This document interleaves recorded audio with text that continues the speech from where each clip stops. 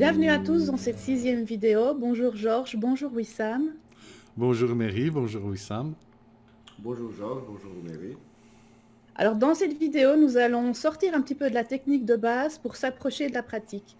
Cette première vidéo sur le sujet passeur d'âme va amorcer le vaste sujet en plusieurs vidéos. Georges, tu nous présentes les deux clés? Oui, pour commencer, nous présentons deux clés qui sont très importantes. La première, c'est chaque événement de la vie est une occasion pour nous d'exprimer le meilleur de nous-mêmes. Ça, c'est une clé fondamentale du rapport que nous avons avec nous-mêmes et avec les événements, mais particulièrement sur notre fonctionnement intérieur. La deuxième, c'est l'ombre appelle l'ombre, la lumière appelle la lumière. Ça, c'est une clé qui, bien sûr, évidemment, a rapport avec nous-mêmes, mais principalement avec les rapports avec l'extérieur. Alors, ce sont deux phrases qui peuvent paraître un peu anodines, un peu bébêtes, mais nous allons voir au fil du temps qu'elles sont fondamentales et importantes. Okay. Voilà, pour commencer le sujet, nous allons parler d'une question que tout le monde se pose. C'est quelle est ma mission sur Terre? Quelle est ma mission dans l'incarnation? Et c'est très simple, la réponse est vraiment très simple. Évoluer. Évoluer d'une manière personnelle, d'une manière intime. La première condition à toute chose, d'évoluer soi-même. Et c'est important car la qualité de toutes les actions qu'on va faire ici-bas sur Terre découle de notre évolution personnelle. Et alors Georges, quel est le rapport de tout ça avec Passeur d'âme? Eh bien, les rapports que vous allez avoir avec les entités en tant que passeur d'âme vont découler de votre gestion intérieure. Par exemple, vous ne pourrez pas aider des peines et des douleurs chez une entité si vous n'avez pas au moins commencé à les gérer pour vous-même. Il faut être à même de gérer un minimum ses peurs, ses angoisses, parce qu'on ne peut pas donner ce qu'on ne possède pas. Et inversement, à travers les entités, il y aura beaucoup de lumière qui seront mises sur des points négatifs à travailler chez chacun, par affinité. Voilà, l'un apprend à l'autre en fait. Ok. Donc passeur d'âme nous permet d'évoluer aussi personnellement. Oui, être passeur d'âme, c'est un formidable outil d'évolution. Là, on sort des théories et des choses qu'on apprend pour rentrer dans la pratique sur le terrain. Là, ça change. Et donc, au travers des contacts avec les décédés, on apprend beaucoup. Pour la bonne raison que ce sont des rapports humains un peu particuliers. Ils ne se cachent pas, ils n'ont plus de codes sociaux. Ils se présentent comme ils sont. Qu'ils aient tort ou raison, ils disent voilà, c'est ce que je suis. Et ils balancent tout ce qu'ils ont. Et là, c'est vraiment très, très instructif. C'est aussi révélateur de notre réalité intérieure finalement. Ah oui, déjà, rien que l'approche d'un décédé qui va forcément émettre une énergie assez forte, ça va faire sortir tous les doutes, les peurs, tout ce qu'on a en nous. On doit se confronter à beaucoup de choses qui vont réagir en nous. C'est un travail, c'est une occasion de travail réel, énorme. Est-ce qu'on peut dire que c'est une activité spirituelle? Ah oui, tout à fait. Parce que la base de passeur d'âme, c'est d'apporter une aide à une personne qui est en peine, qui est en difficulté. On est en plein dans le spirituel. C'est, je vais dire, une magnifique occasion d'exercer une activité vraiment spirituelle dans notre incarnation. il est difficile de trouver une activité spirituelle à la portée de tout un chacun qui a un tel impact spirituel sur sa propre vie et sur celle des autres.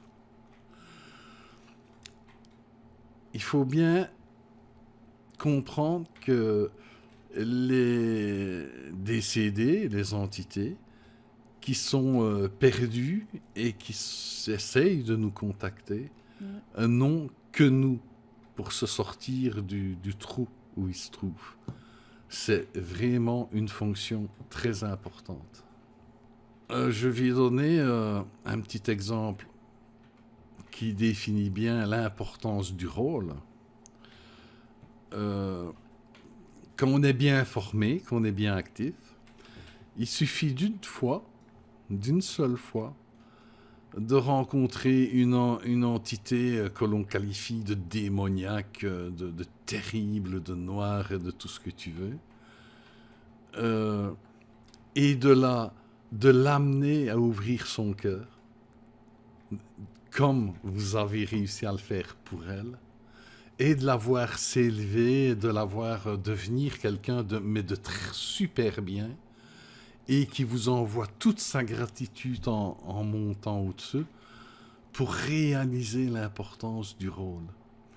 De plus, ce genre de situation vous amène à comprendre, parce que vous voyez, vous vivez, vous touchez la réalité. C'est du vécu, de voir qu'en fait, que la noirceur ou toutes les choses qui font si peur que ça ne sont que du théâtre. Que derrière tout ça, que derrière toute cette souffrance et souvent cette agressivité, se trouve le cœur, la lumière. Là, quand vous avez vu ça, vous comprenez en fait que le beau est en toute chose. La phrase « le beau, le divin est en toute chose » prend réellement du sens, parce que vous l'avez vécu. C'est vraiment une activité spirituellement extraordinaire. Donc en réalité, ils montrent leur souffrance et ils ne trichent pas. La noirceur... Non. Là, c'est un monde où on ne triche pas. Les rapports avec les décédés, on ne triche pas. On doit être dans la réalité de ce qui est. Que ce soit beau, que ce soit laid, c'est la réalité. On ne triche pas. Une chose qui me vient, comment se fait-il qu'on ne peut pas leur mentir? Parce que, tu vois, en tant que décédés, ils sont moins limités dans les perceptions que nous. Nous sommes très... C'est leur personnalité factice. Ah oui, c'est forcément leur personnalité factice, vu qu'ils n'ont pas monté, qu'ils restent avec nous. C'est pour ça qu'ils sont piégés. Et donc, en leur qualité, je vais dire, de décédés, ils ont des perceptions et des sensibilités nettement plus élevées que les nôtres. D'où ils sont, ils voient beaucoup plus de choses aussi que nous. Donc, si dans ton contact avec un décédé ou une entité, ce qui est un peu le même, entité regroupe aussi d'autres catégories, mais bon, on va dire entité pour simplifier, comme ça c'est plus simple. Si elle remarque que dans ce que tu lui dis, que ça ne correspond pas avec ce que tu penses en toi, ça se voit. Là, ça finit la conversation, c'est terminé. Ouais. Communication terminée. Ouf. Donc, il n'y a pas de place pour la triche. Je conseille toujours aux gens qui commencent de dire, s'il y a une entité qui vous fait peur ou qui vous impressionne, dites-le. Vous avez peur, dites, attends, recule un peu ou fais-moi ça, je suis mal à l'aise, tu me fais peur. Okay. Et l'entité coopère. Et là, comment? L'entité coopère. Absolument. Si tu demandes à une entité, là tu m'angoisses, là il y a quelque chose, eh bien, poliment, elle va se retirer. Okay. Elle va laisser le champ. Est-ce qu'il y a des dangers? Oui, ce serait mentir de dire qu'il n'y a pas de danger. Mais, attention, le contact avec les décédés n'est pas un jeu. toutes les interactions qu'on va avoir et la manière que l'on a de les mener aura des conséquences qui peuvent être très positives, mais qui peuvent aussi s'avérer négatives si le jeu, je vais dire, n'a pas été mené d'une manière spirituelle. Alors, nous allons prendre quelques cas qui sont sujets à danger. Bon, le danger, le mot est un peu fort, mais à gros soucis quand même. Alors, pour commencer, on va parler des passeurs d'âme. Les passeurs d'âme, les vrais passeurs d'âme, vont avec le cœur dans l'intention d'aider des gens en peine. Il faut savoir aussi qu'une entité qui peut interagir avec nous a reçu l'autorisation de le faire. Qu'elle en soit consciente ou non. Elle est autorisée par nos guides qui sont toujours là. Elle est autorisée à le faire. De plus, une des raisons pour laquelle ils sont autorisés à le faire, c'est qu'il ne leur manque vraiment pas grand-chose pour monter. Un petit coup de pouce, un petit peu de cœur, un petit peu d'humanité, c'est suffisant.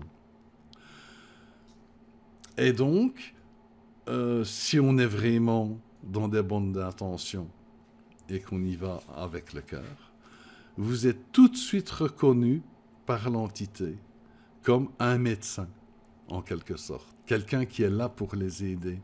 Et même s'ils peuvent des fois, parfois, un petit peu rouspéter, un petit peu faire un peu de cinéma, ils n'auront jamais l'intention de vous nuire.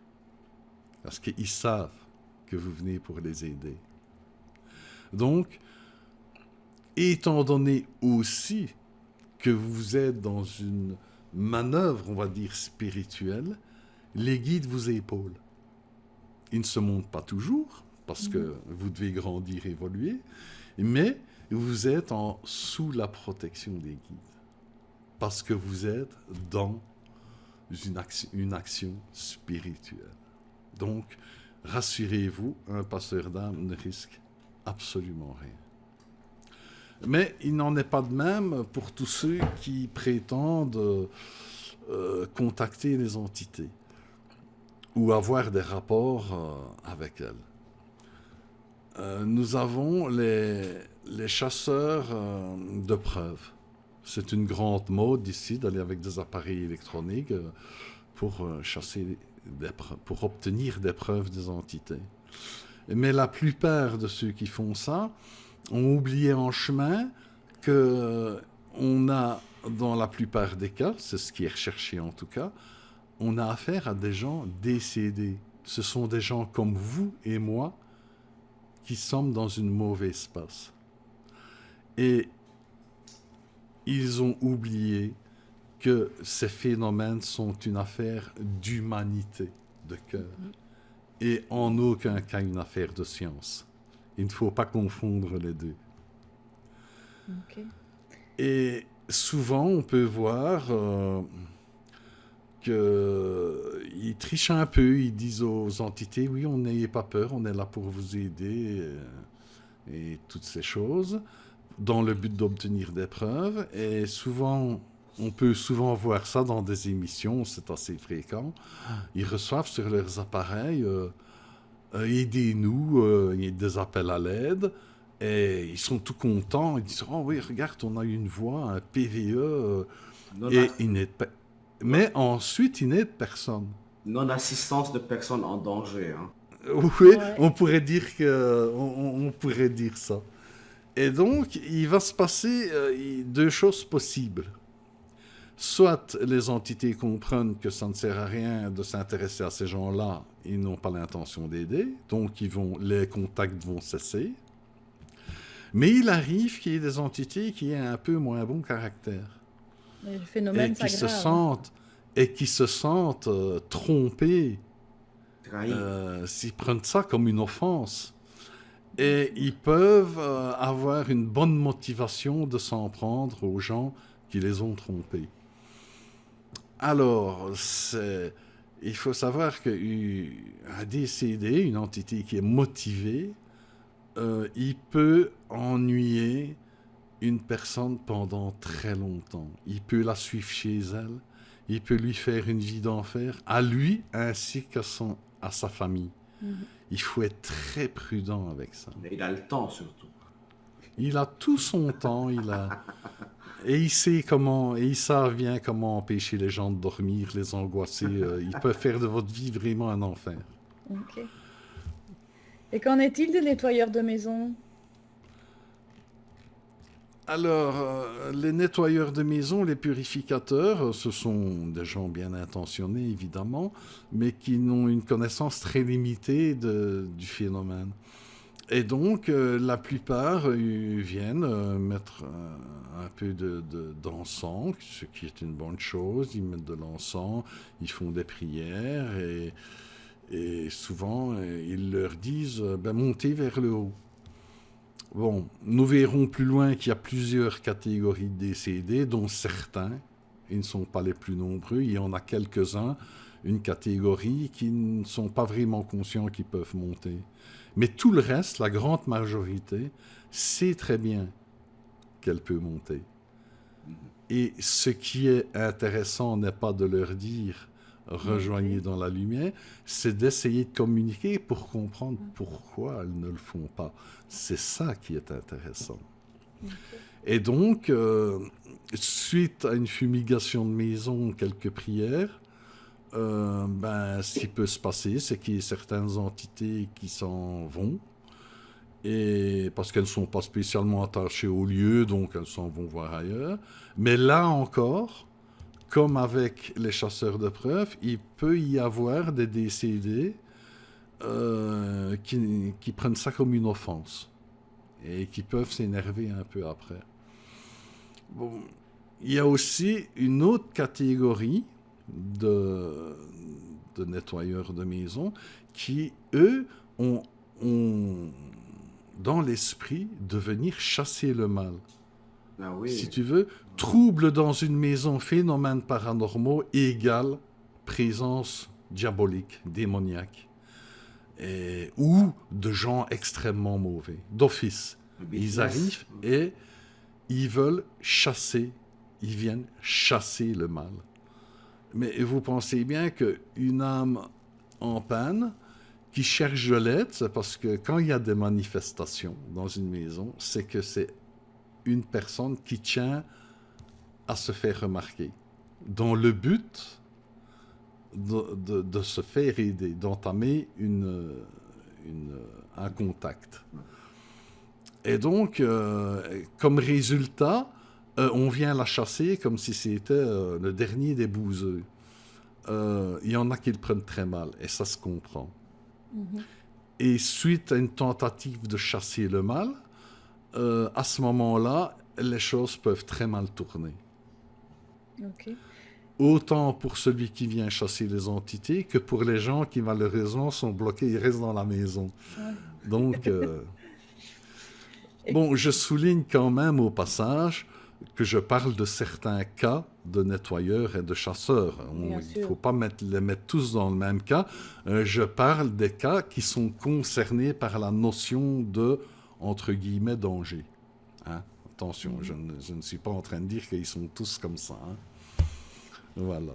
Et quelles sont les conséquences pour les joueurs de Ouija et les chasseurs de fantômes? Est-ce qu'ils ne risquent pas de tomber sur des entités du bas astral, justement? Ah, là, pour le Ouija et des choses de genre, c'est tout à fait différent. On parle d'entités qui sont invoquées.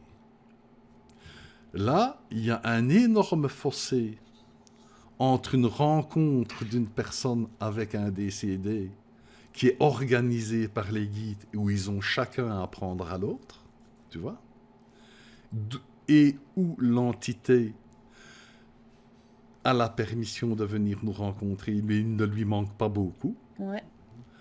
Quand on est dans l'invocation, ce n'est plus les mêmes règles.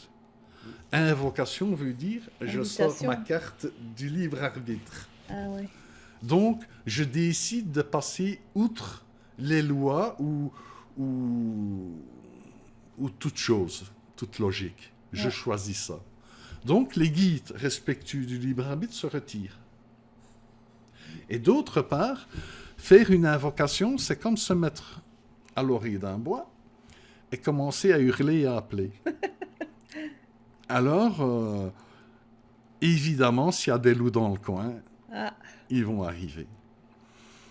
Et alors, il faut savoir que c'est très facile de communiquer et de résoudre un problème avec un décédé normal. Ouais. Mais dans le cas d'une invocation, l'entité a été invitée et elle vient de plein droit. Et elle va faire ce qu'elle veut sans tenir compte d'aucune règle. Elle a été invitée. Donc on la met pas dehors comme on veut en fait. Et une fois qu'elle est sur place, c'est extrêmement difficile de s'en débarrasser. De plus, ceux qui font du Ouija, par exemple, croient d'une manière tout à fait naïve qu'il suffit de mettre son verre sur Goodbye et les portes sont fermées, c'est fini. Mais une entité négative n'en a rien à faire de tout ça. C'est du vent pour elle. C'est bien. Une entité respectueuse va respecter votre volonté de dire, je vais dire par savoir-vivre, par respect, par politesse, elle va dire oui, ok, elle s'en va. Mais si vous avez invoqué sans le savoir, mais vous ouvrez les portes d'une manière sauvage, c'est vous qui faites incursion. Le choix, ouais. Voilà. Une entité vraiment négative vient sonner à votre porte, elle n'en a rien à faire du savoir-vivre et de la politesse. Et ne croyez surtout pas qu'en disant goodbye, ça va fermer quoi que ce soit. Ça, c'est important de mettre les gens en garde là-dessus. Dis Georges, parlant d'autre chose, une entité donnée peut être aussi perçue d'une manière différente d'une personne à l'autre? Oui, tout à fait. On regarde à travers ses yeux, et c'est traduit, et on voit aussi avec notre intérieur. Donc, je vais reprendre l'exemple du taureau dans la prairie. Eh bien, un toréador expérimenté ne va pas avoir la même vision du taureau que nous. Nous, on se promène dans la prairie, on va voir le taureau. Nous, c'est quelque chose de puissant, de monstrueux. Tout ce qu'on fait, c'est « Ya !» On se barre. Mais le torero, avec la connaissance qu'il a, pour lui, je rappelle une des deux phrases, une des deux clés, pour lui, c'est une occasion d'exprimer la meilleure version de lui-même. Et avec grâce. Tu vois, c'est une occasion de s'exprimer, d'être ce qu'il est. Et nous, on se barre en courant. Bon. Donc, aussi, la réaction et le regard que tu vas avoir vis-à-vis d'une entité va aussi déterminer sa réaction et va déterminer la façon dont ils vont nous voir nous-mêmes et déterminer les réactions qu'elle va avoir. Donc, c'est très important. Disons, c'est comme les humains, quoi. Tu marches dans la rue, si tu caches devant quelqu'un et que tu inverses le visage, ben, l'autre aussi va répondre de la même façon. Oui, c'est un peu ça. Mais ça se situe à un niveau un peu inconscient. Est-ce que la fonction de passeur d'âme demande un don particulier? C'est un don? Ah. On me dit souvent, ah, moi j'aimerais bien être passeur d'âme, mais je n'ai pas de don. Mm-hmm. Bon. Le seul don qui est vraiment nécessaire pour être passeur d'âme, c'est d'avoir du cœur, être un humain qui est capable d'éprouver de la compassion pour un semblable, vivant ou décédé. Ça n'est pas la même chose. C'est ça qui définit vraiment le fait qu'une personne est passeur d'âme ou pas. Le don est tout à fait facultatif. D'autant plus que vous allez remarquer que n'importe qui n'a pas de don peut savoir s'il y a une entité chez lui ou pas.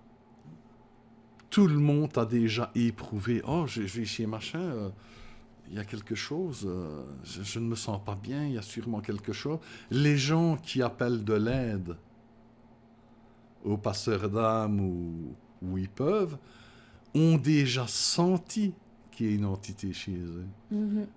Et donc, c'est une histoire d'humain à humain. Le don n'est pas nécessaire. De plus, l'outil du passeur d'âme est la confiance en lui, parce que n'oublions pas que c'est un outil d'évolution.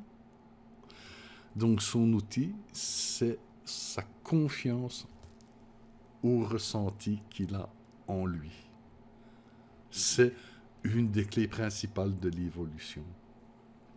C'est la confiance en soi et en ses ressentis.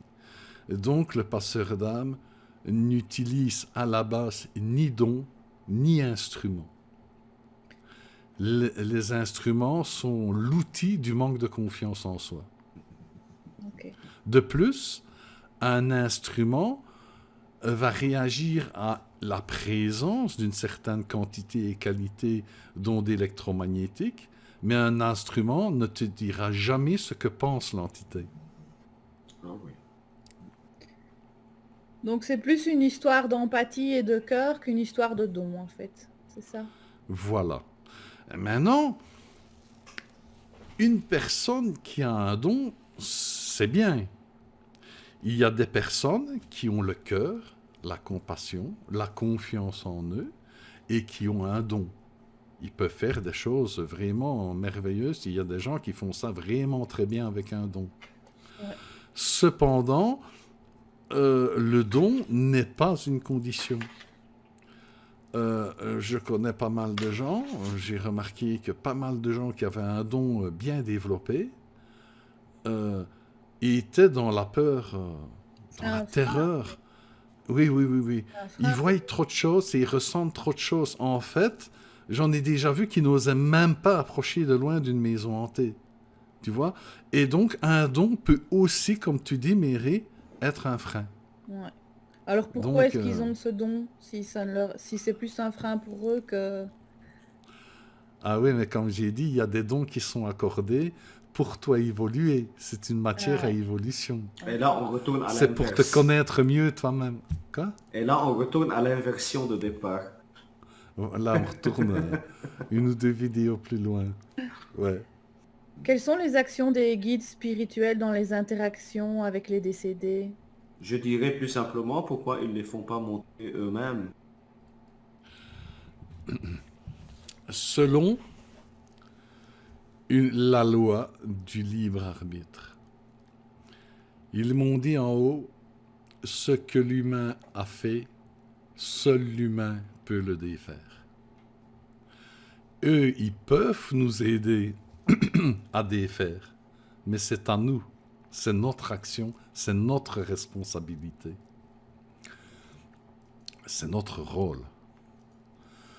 Maintenant, pour parler de l'action dans l'interaction que l'on a avec les décédés des guides spirituels, il est essentiel de comprendre leur action. Les guides ne sont pas là pour répondre à nos désirs conscients. Les guides sont là pour nous aider à évoluer. Leur travail principal est de s'assurer que nous vivons bien les événements que nous devons vivre, qui ont été mis en place dans notre plan d'incarnation. Pas d'échappatoire. Et de copions. Non, pas de copions, et on sèche pas les cours non plus où ils sont. Et donc, leur rôle, c'est de nous aider à bien vivre ces événements. Ils nous inspirent, ils essayent de nous guider pour que nous comprenions bien nos devoirs. Mais en aucun cas, ils nous aident à échapper à ce que l'on doit vivre. Ouais. Ce serait comme nous aider à ne pas évoluer. Et ça, c'est tout à fait hors de question. Ça ne peut pas arriver. Donc, il faut bien comprendre ça. Ça reste quand même à notre portée, on ne nous met pas des montagnes insurmontables. Tout ce que nous vivons est à notre mesure. Mhm. Tout. C'est que nous avons les capacités, même si on ne s'en rend pas compte, vu qu'on ne peut pas savoir avant d'apprendre. Donc, on peut penser ne pas être à la hauteur, mais si on vit ces événements-là, c'est que nous sommes prêts à comprendre.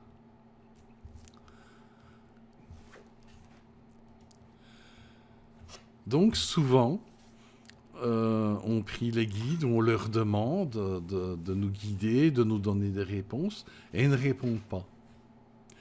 Il peut y avoir plusieurs raisons à ça, mais la principale est qu'ils ne vont pas nous donner une réponse que nous sommes prêts à trouver, dont nous avons les capacités de comprendre et de trouver. Ce serait comme donner la réponse au devoir et alors tu stagnes, tu n'avances pas parce que tu ne comprends pas. Donc ils ne te donneront pas des réponses que tu es prêt à trouver. Qui nous pousse à exercer notre libre arbitre. Tout à fait. Jamais un vrai guide, un vrai être lumineux ne vous dira quoi penser, quoi faire et où aller. Jamais. Parce que nous devons exercer notre libre arbitre. Nous devons avancer et comprendre de nous-mêmes. C'est pour cette raison aussi qu'il reste toujours discret. Parce que si tu sais que tu as un grand qui t'accompagne, c'est pas la même chose. Ouais. Et donc, là, les mondes lumineux, les guides ne veulent pas que vous soyez des moutons de la lumière, des moutons bêlants et qui attendent. Non, pas du tout. Vous devez grandir, devenir de grands arbres. La lumière veut que votre personnalité devienne forte, grande, imposante. Et ils ne veulent pas faire de vous des gens soumis. Le mot soumission n'existe pas dans les mondes lumineux. La rencontre entre les deux est donc une chance d'évoluer. C'est du win-win. Absolument. Absolument. Les deux gagnent. L'un apprend et l'autre aussi. Ok. Est-ce que les guides interviennent directement? Normalement, non. Normalement, non. Ils surveillent, ils nous inspirent. Mais il arrive qu'ils interviennent d'une manière directe quand on est face à un événement ou une situation que nous n'avons pas encore les moyens de gérer. Et alors là, il ne faut pas avoir peur, c'est eux qui prennent le relais et qui arrangent. Ok. Donc on ne sait pas mal faire tant qu'on est dans le cœur.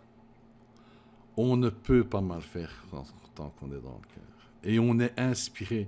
Quand on est dans le cœur, on n'est plus seul. Quand on est dans la tête, on est seul.